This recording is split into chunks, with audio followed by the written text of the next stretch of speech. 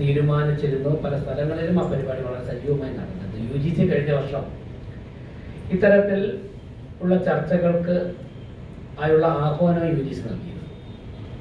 ഭാരതത്തിൻ്റെ പല ഭാഗത്തും വളരെ സജീവമായ വിഭജനത്തിൻ്റെ ഭീതി ദിനങ്ങളെ കുറിച്ചുള്ള പഠനങ്ങളും ചർച്ചയും ഗവേഷണവും ഒക്കെ തന്നെ നടന്നുകൊണ്ടിരിക്കുകയാണ്.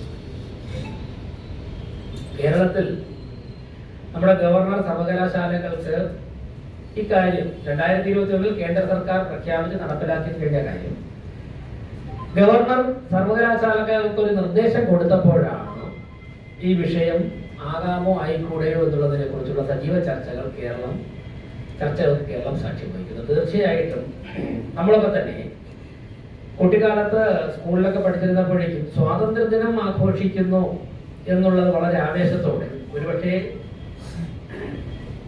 പലരും പാട്ട് പാടാനും പ്രസംഗം നടത്തുവാനും മുദ്രാവാക്യം വിളിക്കുവാനും ഒക്കെ തന്നെ പഠിച്ചിട്ടുള്ളത് സ്കൂൾ ക്ലാസ്സുകളിൽ ആഘോഷിച്ചിട്ടുള്ള സ്വാതന്ത്ര്യ ദിന പരിപാടികളിൽ നിന്നായിരിക്കും. അതിന് മുമ്പുള്ള വലിയ തയ്യാറെടുപ്പ് കാര്യങ്ങളൊക്കെ ഉണ്ടാവും.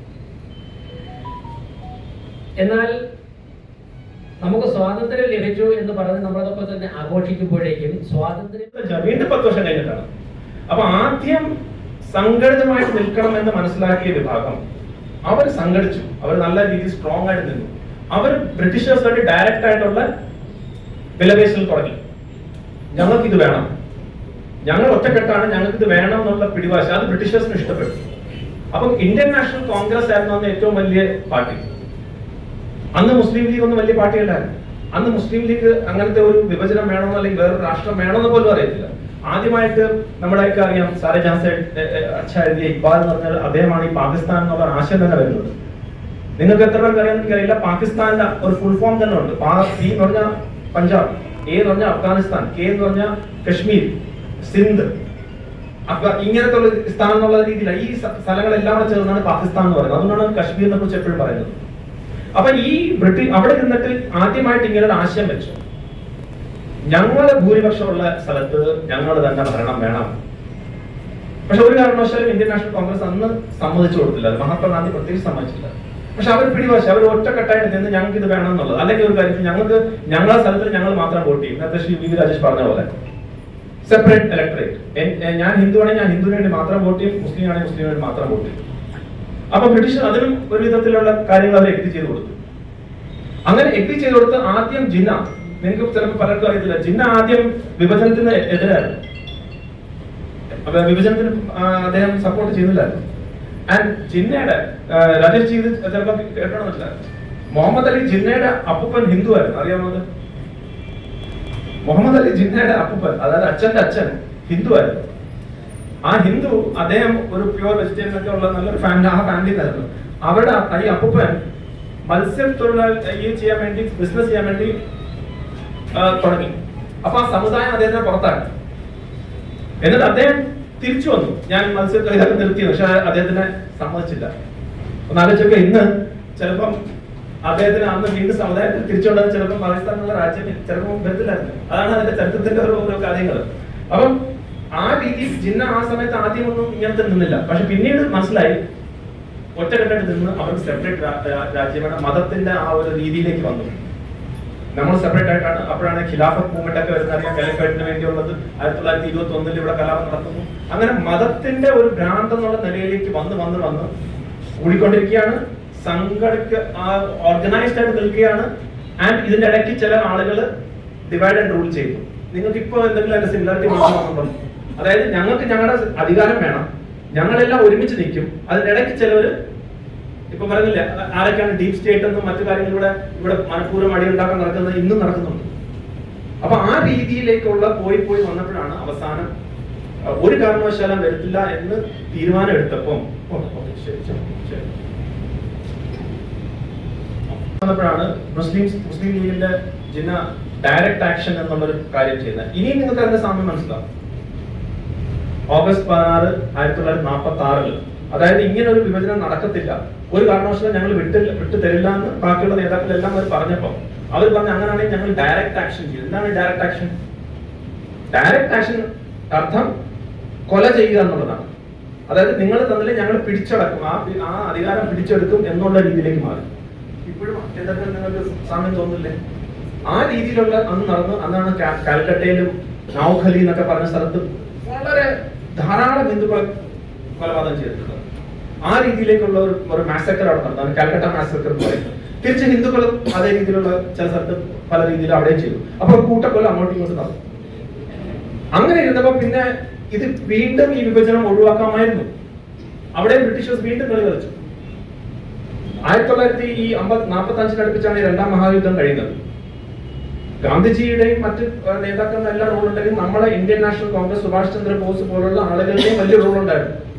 ബ്രിട്ടീഷേഴ്സിന് ഒരു കാലത്ത് പിടിച്ചിരിക്കാൻ പറ്റാത്ത ഒരു അവസ്ഥയിലേക്ക് കൊണ്ടുവന്നു നമ്മളന്ന്. ഈ രണ്ടാം മഹായുദ്ധത്തിൽ ബ്രിട്ടീഷേഴ്സിന് വലിയ രീതിയിലുള്ള തിരിച്ചടി കിട്ടി.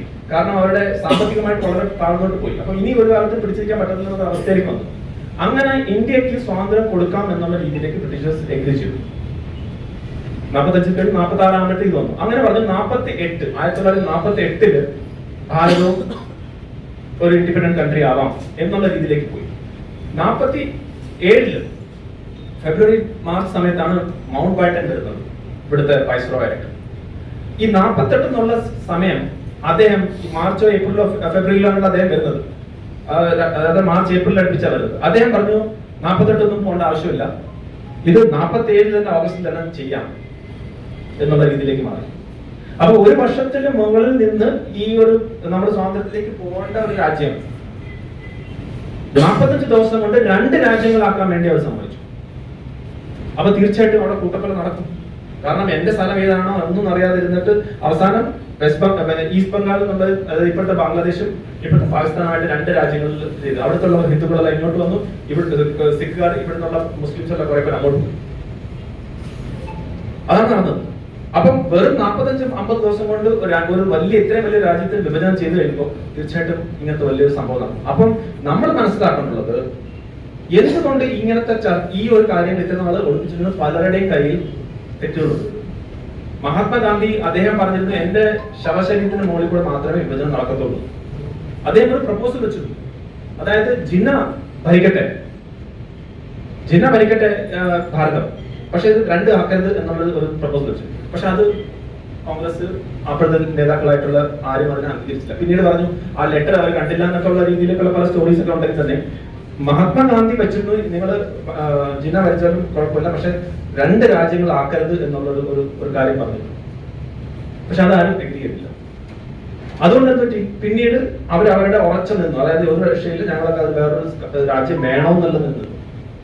അപ്പൊ പറയുന്നത് അങ്ങനെയാണ് 1900 ഒരു ദിവസം മുൻപ് പാകിസ്ഥാൻ വേണം, അതായത് നമ്മൾ 15 ഡിക്ലെയർ ചെയ്തപ്പോൾ അവർ പറഞ്ഞു ഞങ്ങൾ 14-ാം തീയതി ഒരു ദിവസം മുന്നേ തന്നെ ചെയ്യുന്നത് 14-ാം തീയതി സ്വാതന്ത്ര്യം. ഈ എന്താ പറയുക ഒരു സിൻസിയർ ആയിട്ടുള്ള കാര്യമുള്ള 2 സ്ഥലത്ത് നടന്നിട്ടുണ്ട്. അതുകൊണ്ട് ഇപ്പോഴെന്തുകൊണ്ട് ഇതിനെ നമ്മൾ ഈ ഒരു കാര്യം നമ്മൾ ആചരിക്കുന്നു വെച്ച് കഴിഞ്ഞാൽ ഇപ്പോഴും ഇതേപോലെ ഉള്ള കാര്യങ്ങൾ നടക്കുന്നുണ്ട്. ഒരു വിഭാഗം ആളുകൾ അവർക്ക് ഒരുമിച്ച് നിന്ന് കഴിഞ്ഞാൽ അവർ എന്തും നേടാം എന്നുള്ള രീതിയിലേക്ക് സ്ഥിതികൾ മാറ്റാൻ ശ്രമിക്കാറുണ്ട്. അത് ശ്രീ എ കെ ആന്റണി എന്ന് പറഞ്ഞിട്ടുണ്ട്. ആ രീതിയിൽ നിൽക്കുമ്പോൾ അവർക്ക് പ്രാധാന്യം ലഭിക്കുകയും അവർക്ക് ആവശ്യമുള്ള കാര്യങ്ങൾ നേടിയെടുക്കാൻ സമ്മതിക്കുമ്പോൾ അല്ലെങ്കിൽ അങ്ങനെ ഒരു കാര്യത്തിലേക്ക് വരുമ്പോൾ ഈ രാജ്യം എങ്ങോട്ട് മുന്നോട്ട് പോകും, എങ്ങനെ പോകും? ഇപ്പൊ കശ്മീർ നമ്മൾ അത് കഴിഞ്ഞിട്ട് നടന്ന സംഭവമാണ്. കശ്മീരിൽ അങ്ങനെ ഒരു സംഭവത്തിൽ നിന്ന് രക്ഷിച്ചത് ഇന്ത്യൻ സൈന്യമാണ്. നോർത്ത് ഈസ്റ്റിൽ പല സ്ഥലങ്ങളിൽ ഉണ്ട്. ഇപ്പോഴും ഈ നമ്മളിപ്പോ ഇലക്ഷനെ വെച്ച് വോട്ടർമാർ കൂടുന്നു കുറയുന്നു എങ്ങനെയാണ്, എവിടെ നിന്നാണ് വരുന്ന വോട്ടർമാർ? അപ്പൊ രാജ്യത്തിൽ ഇപ്പോഴും ഇങ്ങനെ ഒരു സ്ഥിതി വരാം. ഇന്ന് രാഷ്ട്രീയ സ്വയംസേവക സംഘം ഉണ്ടായിട്ട് അവർ ആ ഒരു രീതിയിലേക്കുള്ള ഒരു ഫോഴ്സ് അല്ലെങ്കിൽ ഒരു സ്ട്രക്ചർ ഇന്ന് സൊസൈറ്റിയിലുണ്ട് നമുക്ക് പറയാം. അന്നില്ലായിരുന്നു. അപ്പൊ ഇന്ന് നമ്മൾ ഇത് മനസ്സിലാക്കി നമ്മളെ വരും തലമുറകൾ ഇത് മനസ്സിലാക്കണം. ഇത് നല്ലതല്ല, ആർക്കും നല്ലതല്ല, ഹിന്ദുക്കൾക്കും നല്ലതല്ല, മുസ്ലിങ്ങൾക്ക് നല്ലതല്ല, ആർക്കും നമ്മുടെ രാജ്യത്തും നല്ലതല്ല. ഇന്ന് നമുക്ക് പാകിസ്ഥാന്റെ അവസ്ഥ എന്താന്ന് നോക്കും. എല്ലാ ദിവസവും അവിടെ 7-8 പേര് മരിക്കുകയാണ് ബോംബിട്ട്. പള്ളിയിൽ പോയി നിസ്കരിക്കാൻ പോയാൽ അവിടെ ബോംബുണ്ട്. ആ രീതിയിലേക്ക് അവിടെ മാറി. അപ്പൊ അവരെന്തെങ്കിലും നേട്ടം കിട്ടിയിട്ടുണ്ടോ എന്ന് അവരെന്നെ പരിശോധിക്കണം. അവർ ന്യൂക്ലിയർ ബോംബ് ഉണ്ടാക്കും, ഞങ്ങളാണെങ്കിൽ പുല്ല് പോലും വേണമെങ്കിൽ കഴിക്കും, പക്ഷെ ഞങ്ങൾ ന്യൂക്ലിയർ ബോംബ് എന്ത് വന്നാലും ഇന്ത്യയെ നശിപ്പിക്കാൻ വേണ്ടി നടക്കുന്ന ആളുകളാണ് ഇപ്പോഴും. നമ്മളെ കുറിച്ച് നമ്മുടെ ഈ രാജ്യത്തിലുള്ള എല്ലാവരും 144 കോടി ജനങ്ങൾ ഒരുമിച്ച് നിൽക്കണം. പഴയ കാര്യങ്ങൾ മറക്കരുത്, അത് വീണ്ടും ആവർത്തിക്കാൻ പാടില്ല എന്നാണ് ഈ ദിനത്തിന്റെ പ്രത്യേകത. അതാണ് ഇവിടെ കേരളത്തിൽ അത് സമ്മതിക്കാത്തത്. എന്തുകൊണ്ടാണ്? അവരുടെ തോന്നൽ എന്ന് വെച്ചാൽ നമ്മൾ ഇത് പറയുമ്പോൾ അത് ഏതെങ്കിലും സമുദായത്തിന്റെ അഗേൻസ്റ്റ് ആയിട്ടാണ് അവർ വിചാരിക്കുന്നത്. അങ്ങനല്ല. ഇപ്പൊ ജീവിച്ചിരിക്കുന്ന ഒരു സമുദായത്തിന്റെ തെറ്റല്ല. പക്ഷെ ഇപ്പോഴും ഉള്ള പലരും, ഇപ്പൊ പോപ്പുലർ ഫ്രണ്ട് ഓഫ് ഇന്ത്യ പോലുള്ള പല സംഘടനകളും ഇപ്പോഴും അതിനുവേണ്ടി പ്രവർത്തിക്കുന്നവരുണ്ട്. അതിനുവേണ്ടി നമ്മൾ അഗേൻസ്റ്റ് ആയിട്ട് നിൽക്കണം. അങ്ങനെയുള്ള ഒരു സെൻസിന് വേണ്ടിയാണ് ഇന്നത്തെ ഈ ഒരു ദിവസം ആചരിക്കുന്നത്. അപ്പൊ നമ്മളെല്ലാവരും ഇന്ന് ഇവിടെ വന്നത് നിങ്ങൾക്ക് എല്ലാവർക്കും അറിയാം. നിങ്ങളെല്ലാവരും നല്ല എന്താ പറയുക, ഇതിനെ കുറിച്ചൊക്കെ നല്ല അറിവുള്ള ആളുകളാണ്. ഇതിൽ കൂടുതൽ ഞാൻ സംസാരിക്കാൻ അതിൽ കാരണം സമയം ധാരാളമായി. ഒരിക്കൽ കൂടി എല്ലാവർക്കും നമസ്കാരം. ജയ് ഹിന്ദ്, ജയ് ഭാരത്.